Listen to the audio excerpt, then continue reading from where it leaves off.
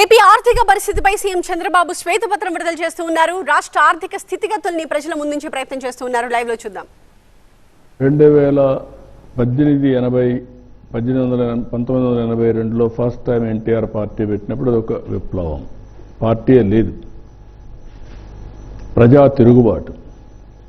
అక్కడి నుంచే మేము గెలిచింది అప్పట్లోనే 202 సీట్లు 200 గెలిచాం.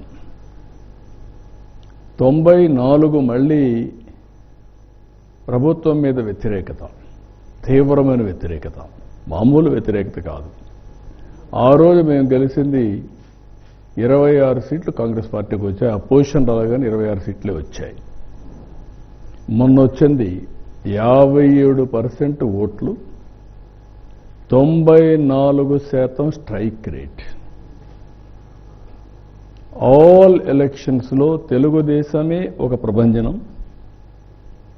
కానీ మొన్న ఎన్డీఏ విక్టరీ అనేది ఊహించనటువంటి విప్లవం. అలాంటి విప్లవానికి కారణం కూడా మేము ఆ రోజు 7 వైట్ పేపర్స్ పబ్లిసైజ్ చేశాం. ఈరోజు ఆ తర్వాత ఎప్పటికప్పుడు ప్రోగ్రెస్ రిపోర్ట్లు ప్రకటించాలి, ఒక బాధ్యత తీసుకోవాలి, ప్రజలకు ఎప్పటికప్పుడు తెలియజేయాలనే ఉద్దేశంతో ఈరోజు ఈ కార్యక్రమానికి శ్రీకారం చుట్టాం. ఈరోజు నా ప్రజెంటేషన్ మొత్తం ఓవరాల్గా ఫైనాన్స్ మొత్తం మా వాళ్ళు ఒక 6-7 ప్రజెంటేషన్లు ఇప్పటికే ఇచ్చారు, ప్రజలకు చెప్పారు.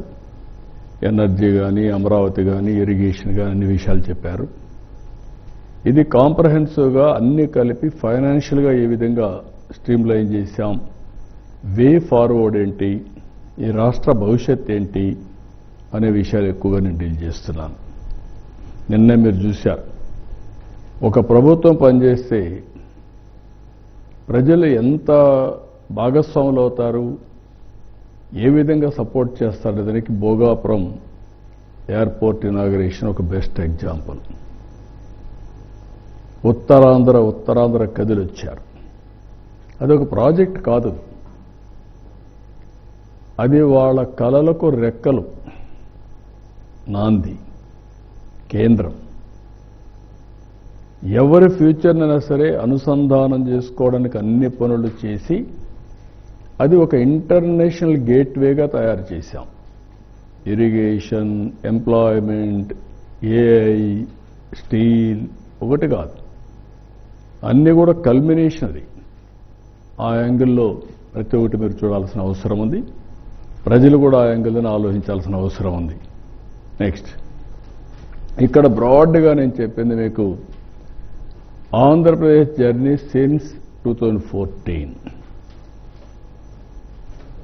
ఇక్కడికి వచ్చిన బైఫర్కేషన్ డెఫినెట్గా పెయిన్ఫుల్.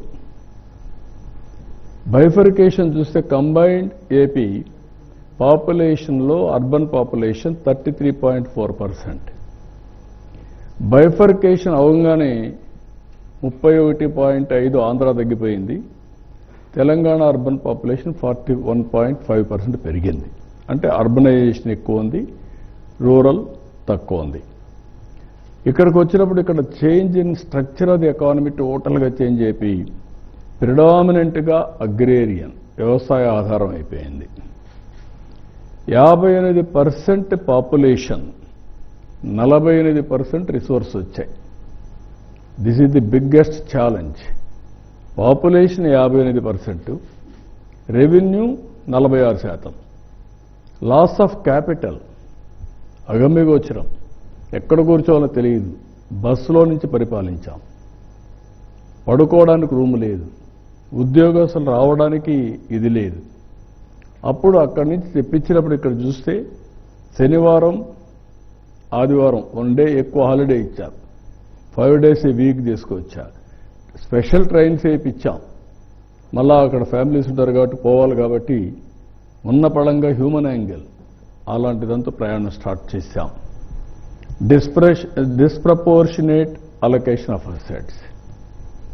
నేను ఇప్పుడు కూడా గొడవలు పెట్టుకుంటే వచ్చేది ఏమి ఉండదు, కష్టపడితే దానికంటే 10 రెట్లు ఎక్కువ సంపాదించుకుంటాం.